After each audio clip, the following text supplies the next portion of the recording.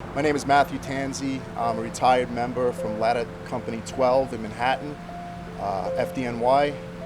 I was a survivor of both collapses on 9/11. Me and my company went in with 7 guys, and only 4 of us made it out. And I would like to say the names of the guys that I lost. It was Firefighter Michael Mullen, Firefighter Angel Warbe, and Lieutenant Phil Petty. I was actually not supposed to work September 11th, but that Monday night, a friend of mine in the firehouse called and said something came up. You're in the firehouse, can you pick up my Tuesday tour and I'll work your Wednesday tour? And I said, sure, it's one less trip into the city. And unfortunately, that day was 9/11. I woke up in the firehouse, it was a normal day. There was change of shifts, so it was extra people in the house. Guys were cooking eggs, making bagels, fresh coffee, the smell of bacon. We were taught the first plane hit, we were talking about what kind of plane was this. Look at how it's 5 or 6 floors, 10 floors, you can't even tell. It was a huge hole. So I was like, this is no single engine Cessna. This was a big plane. Then when the second plane hit, we saw the size of it, we saw the destruction, we saw the explosion. We knew that we were being attacked in one way, shape, or form. So we jumped in the truck and we just went right down there.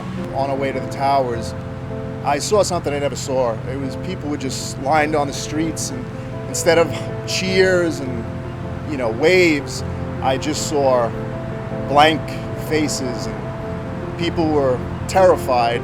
The streets were covered with plane parts, building parts, fire pits, smashed cars, and of course emergency service, a sea of emergency service.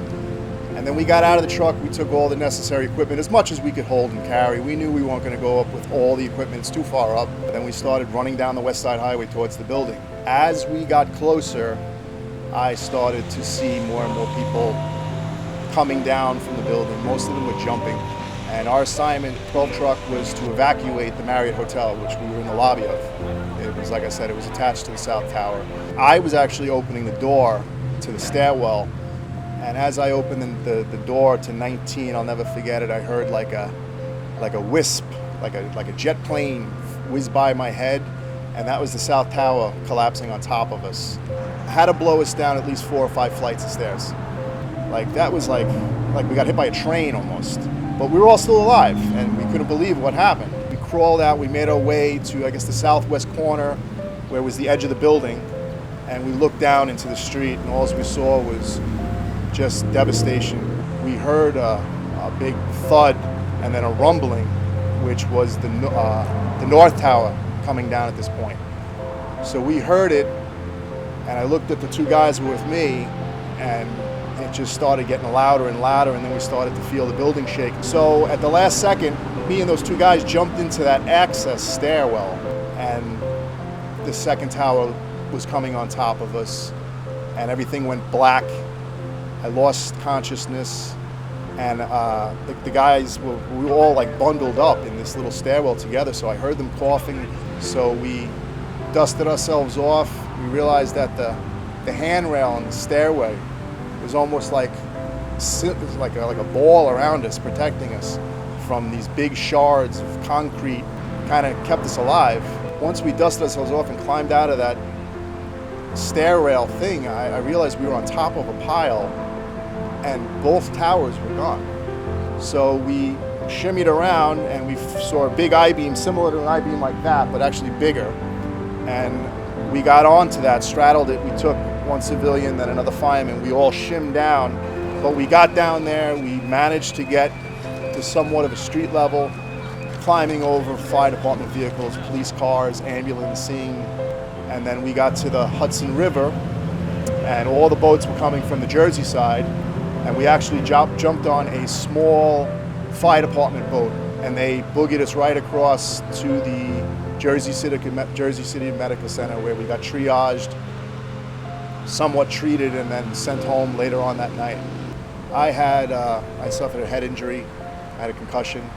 I fractured C3, and I herniated C3, C4, the disc, and I pretty much blew out my whole lumbar.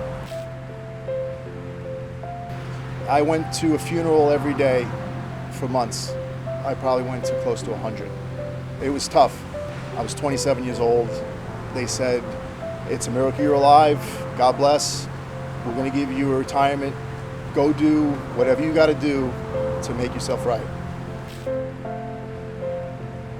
We came up and we saw the memorial, and I was just, astounded and blown away by it. It's beautiful. And then I looked at the schools and I looked at the website and I said, this place has got everything we want. We've been here 2 years now and we love it.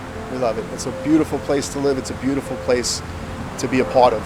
And I appreciate it because I would have never known about this place if it wasn't for that memorial.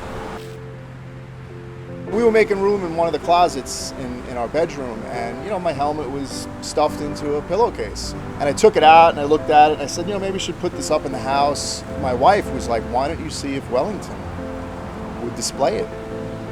Because then people could really see it and appreciate it, and you could share your story. I'd just like to say to the people of Wellington, thank you for never forgetting. It means a lot.